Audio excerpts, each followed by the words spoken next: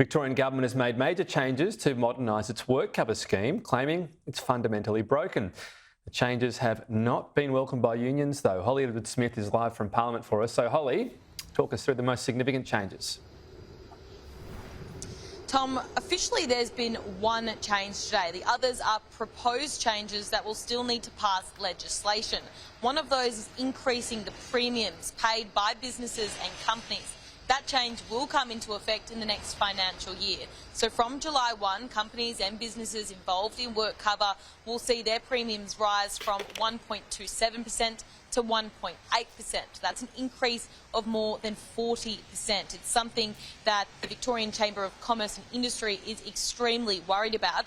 If we look at some of these proposed changes, though, which will hopefully come into effect by the end of the year, says Premier Daniel Andrews, but are yet to pass legislation.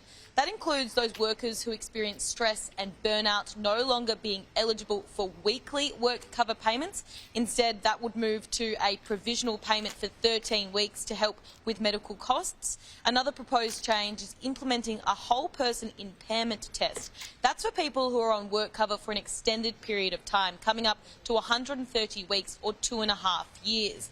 And that would see them need to get 20% or more in this whole person impairment test to be able to stay on these benefits.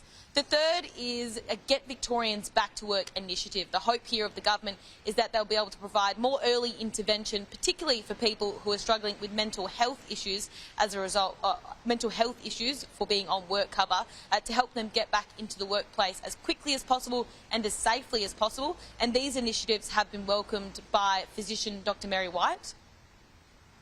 If you care right up front and look after people in those first few weeks, we can do way better.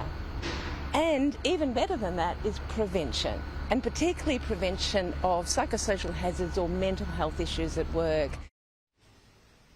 So, Tom, while some of those proposed changes are being welcomed, that would see some benefits and improvements, particularly to the WorkCover scheme for those who are suffering with mental health conditions, the official change announced today is an increase to premiums. It's something that Paul Guerra, the Victorian CEO of the Chamber of Commerce and Industry, says is not the answer. He believes that the proposed reforms need to be a priority and that making businesses pay more money is not the answer to improving this scheme.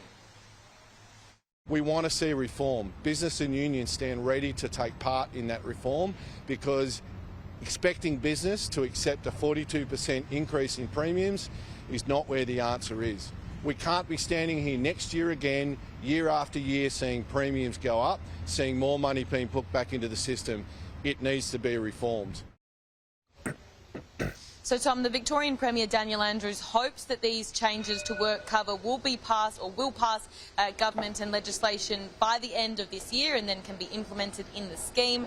The increase to premiums will move forward from July 1, and any changes to the scheme will be reviewed in the next 3 years.